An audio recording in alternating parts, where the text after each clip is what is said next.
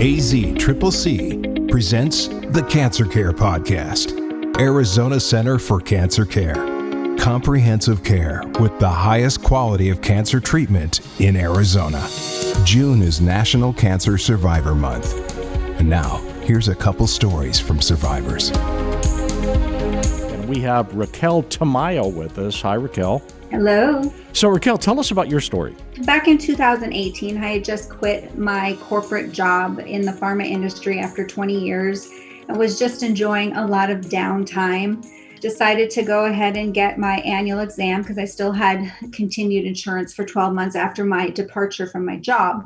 And ended up getting the call that most women never want to get, that there was something odd on the mammogram that warranted me coming back for a diagnostic. So I went back a week later and got the diagnostic mammo. And at that point in time, the radiologist came in and explained to me what she was seeing on the scan.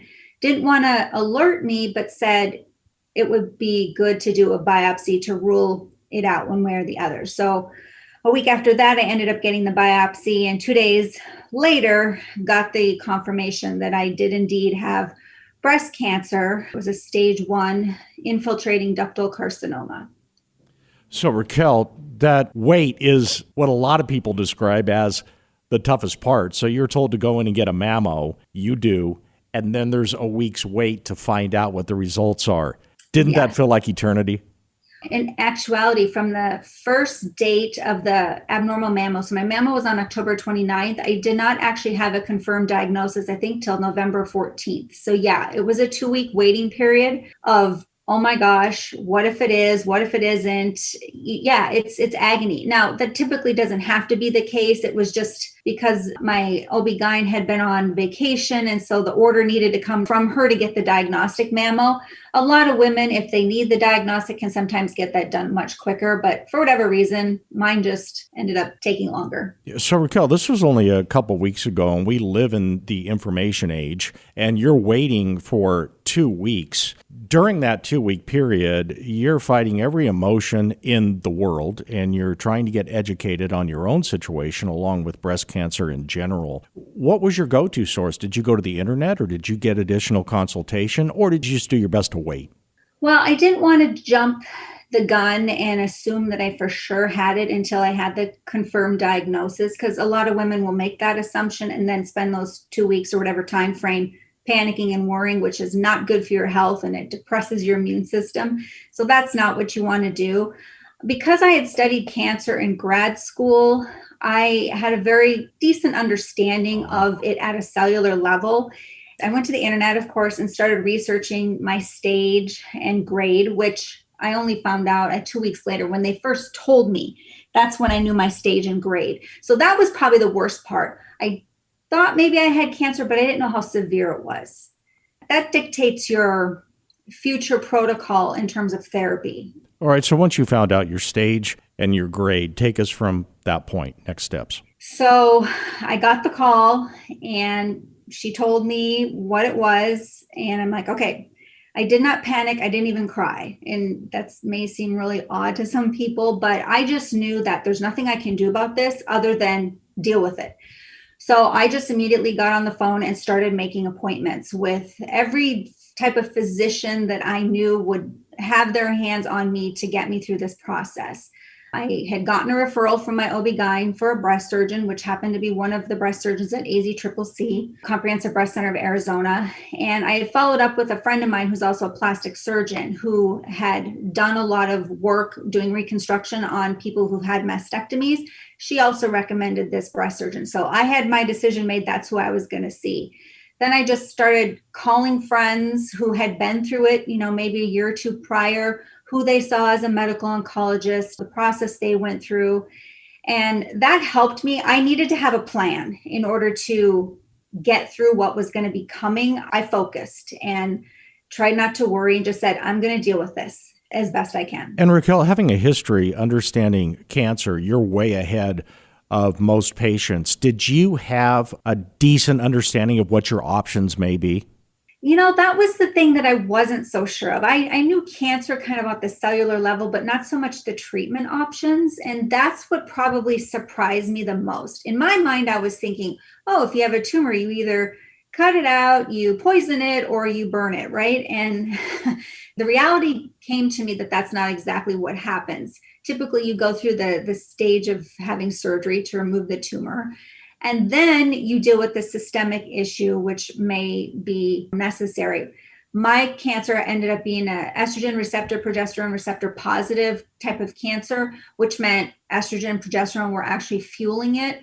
So I had to then go on in anti-hormone therapy. So I guess in my mind, I didn't realize it's 3 phases. You don't just get to pick one of the 3. Let's talk about that, the anti-estrogen therapy.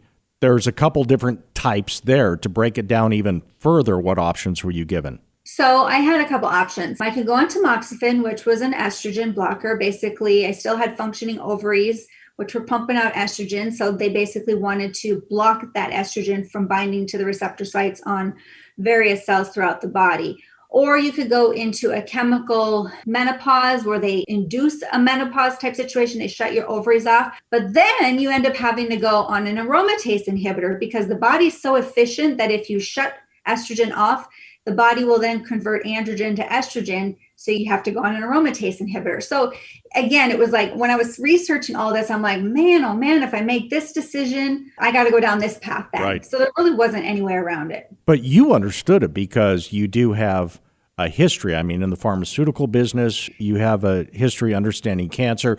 But really, at this point, this is what a really great medical oncologist does. And I know today your medical oncologist is Dr. Stephanie Lindauer with Virginia G. Piper Cancer Care Network and AZCCC, correct? Yes. So the medical oncologist, just for those who have loved ones facing breast cancer or possibly going through this themselves, just to make them more comfortable in understanding the situation. This is really the job of a medical oncologist, to walk you through all of these options and to educate you. Is that fairly accurate?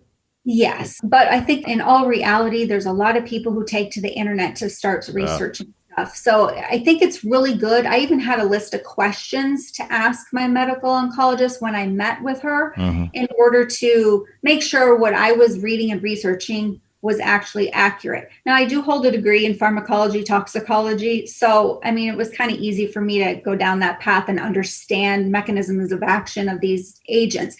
But for the vast majority of people, they don't have that background. And so that's where the panic sets in and the fear and the worry set in. So I was fortunate in that regard that I understood it and kind of had a game plan prior to meeting my doctors. But for the people who don't, yes, definitely come with a list of questions to your medical oncologist, because that's what they're there for, to help you, navigate through everything you're feeling and thinking. All right, talk to us more about your treatment and the results and where you are today. So this happened in 2018, so we're still, fairly fresh, a couple of years ago. Talk to us about both of those. So again, your treatment, more about that and where you are today. Because of my stage, I was stage 1A, which meant I had a very, very small tumor, and it was very early on in the process. My options were do a lumpectomy with local radiation or mastectomy.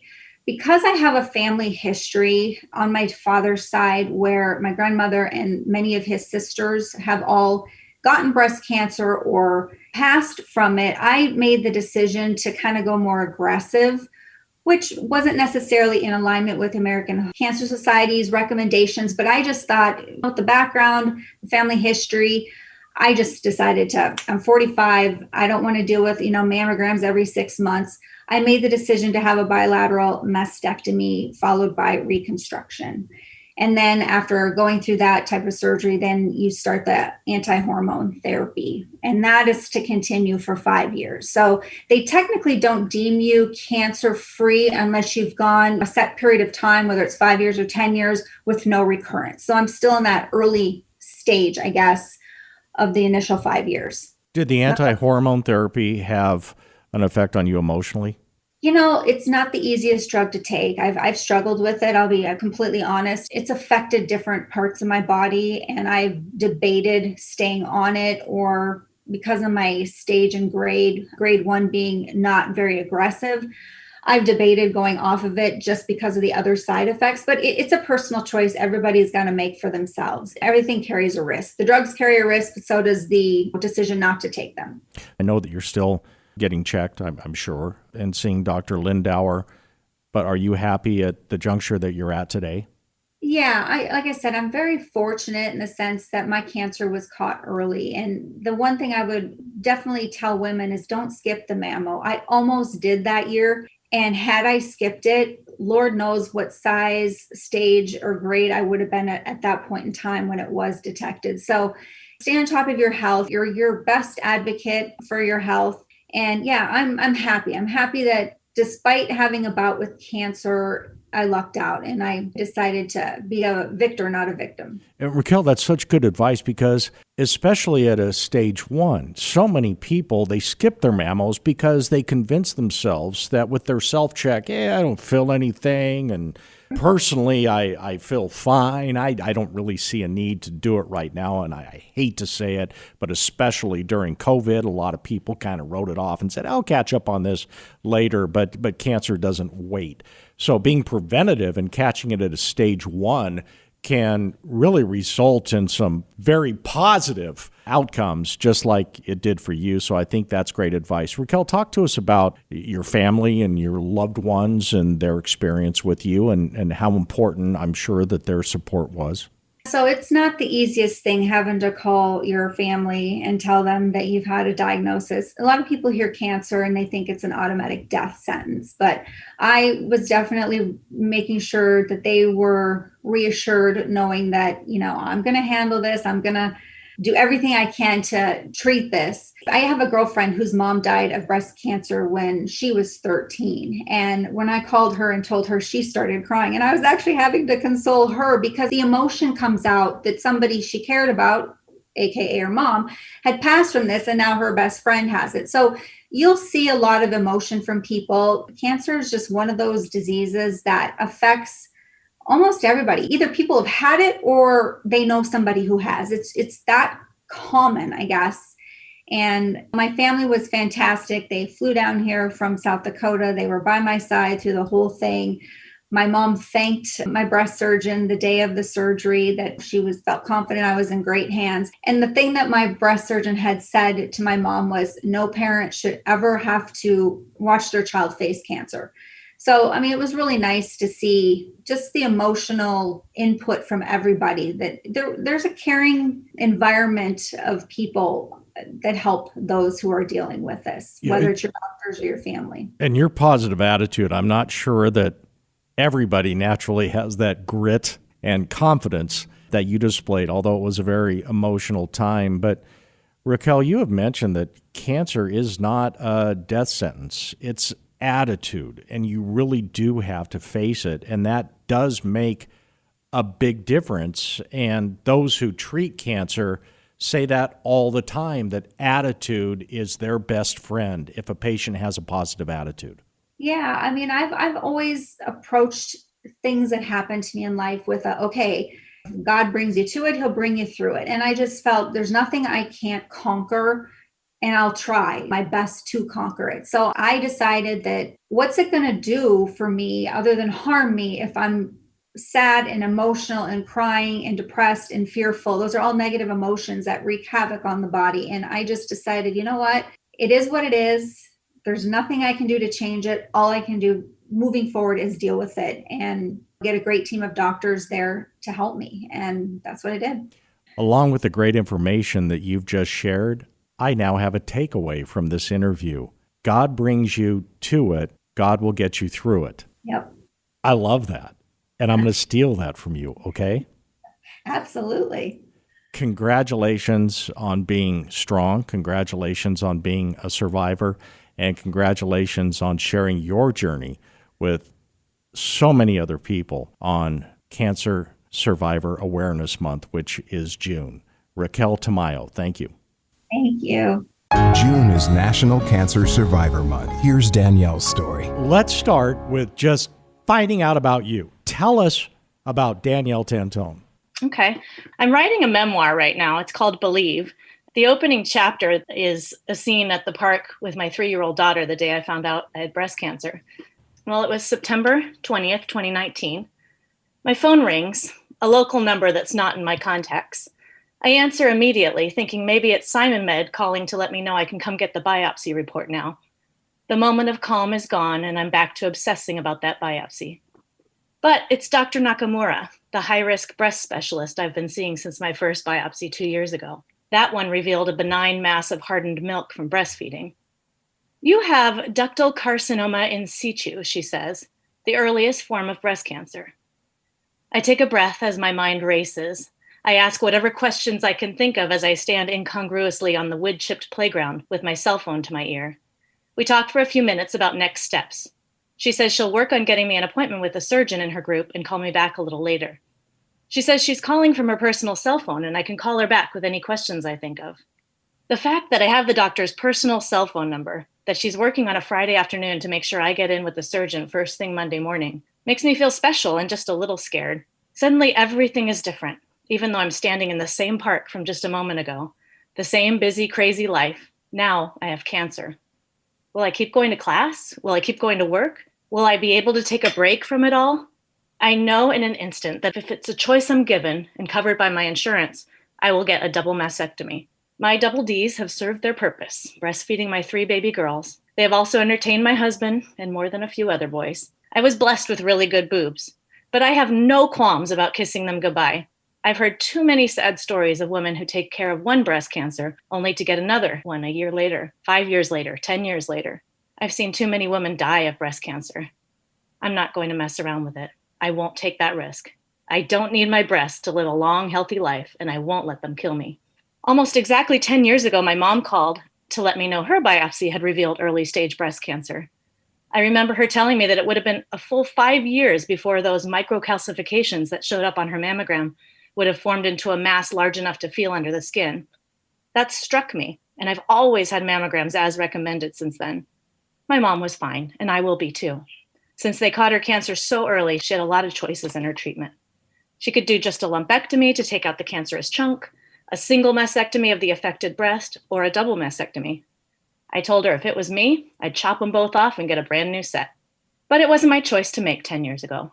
Now it is, and my mind has not changed. I'm ready to say goodbye to my 45-year-old saggy, cancer-hiding boobs and replace them with a smaller, perkier set. I'm tired of always monitoring for this hidden danger. I want to be done with it. I'm almost grateful that the uninvited guest has finally arrived at the party, so I can be done waiting, start fighting, and kick that cancer out so fast it won't know what hit it. I end the call and look over at my little girl, now gleefully gliding down the slide. I scoop 3-year-old Aria up in my arms and start walking toward the car, still reeling from the news. My mind tries to put together the appropriate sentence to share this news with the important people in my life. I'm outgoing, talkative, and direct, but the phrase, "I have cancer," doesn't roll easily off the tongue.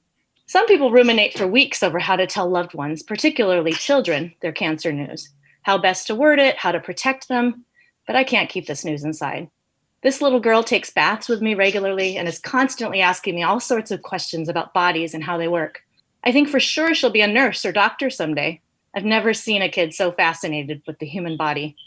She's seen my boobs a million times, and she came with Mike and I to the biopsy appointment 2 days ago. She knows I'm waiting for the results about the ouchie in my boobie.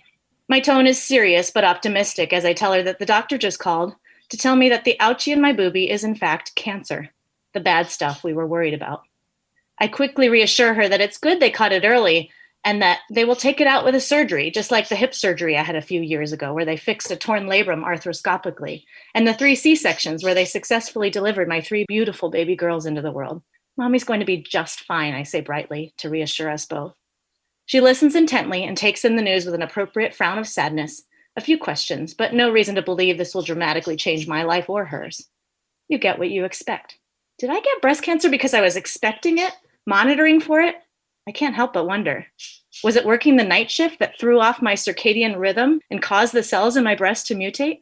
Just last week, I learned the specifics about how cancer cells are formed in the human body in my pathophysiology class. And now, the black and white terms from the digital online textbook have become personal, invading my own body. Necrosis, mutation. My cancer is non-invasive, contained in the duct, but that could change quickly. Cancer doesn't like containment. I move through my shift at the hospital and the rest of the weekend in a sort of dazed stupor. Outwardly, I smile and laugh and joke, but inwardly, I scream. Don't you know I just found out I have breast cancer? How can you expect me to study patho, act like everything is normal? I wish that everyone could just see that I desperately need a hug and someone to listen to me without having to say the words, I have breast cancer. I wish they could just tell. I wish I wore a sign on my chest. And there's also an underlying thought that I have a really minor kind of cancer, and maybe I don't even deserve much sympathy anyway. I'm not scared of dying, and it's relatively easy for me to feel optimistic. I see the silver linings, but I still feel panicky and confused, and also so very tired. I wish I could just curl into a little ball and go to sleep for a very long time. And at the same time, I feel led to shout a message of hope from the mountaintops. I have this vague sense of excitement about what's to come, and I pray that God will use this challenge in some amazing way. On Monday morning, I walk into the office of my new breast surgeon, Dr. Summergunya, feeling like it's the first day at a brand new job, school, or adventure. As I prepare myself a cup of tea at the cozy drink station set up in the comfortable lobby, I can't help but notice the little wooden sign on the table. Cancer touched my breast. I kicked its ass. It makes me smile. I quickly snap a picture of it. Cursing isn't really my style, never was, even before I was a Christian. But I like the strength of these words, and I like the past tense of the phrase, like it's already done. I'm ready for battle, but calm and almost joyful. Well, you want to talk about painting a picture. The moment you found out about your diagnosis, the wood chips, the slide, your 3-year-old. When you read that passage, does it come back to you? Yeah, and I really did have, it was an unreal kind of feeling, like, now I have cancer. Everything's suddenly different, but yet it's the same. I mean, you're still the same. You've heard that line, Danielle. But doc, this morning I didn't have cancer. Exactly. And you mentioned a couple names that are very familiar to friends of Arizona Center for Cancer Care, Dr. Shelley Nakamura, and of course, Dr. Summergunya. Now, also in the book, I'm sure that you go on to mention Dr. Victor Zanis, who's also with AZCCC. Yes. After that first biopsy 2 years earlier, when they found this mass that was like a solid mass, they said, oh, it's benign. You don't have to worry about it. It'll go away on its own. It's not cancer. And I was just like, well, it's not cancer, but what is it? A friend recommended Dr. Zanis, who was kind of on the other side of town from where I live, but I went to see him and he was just so wonderful. He's one of the original breast cancer doctors in the Valley, and he just took time with me and determined how at risk I was for breast cancer based on my mom's history and other things. And also from the Virginia G. Piper Cancer Care Network, medical oncologist Dr. Brendan Curley was part of your team. He was, and I was so impressed by him in so many ways. June is National Cancer Survivors Month. Danielle Tantone, thank you. Appreciate you spending time with us. Thank you very much. It was my pleasure.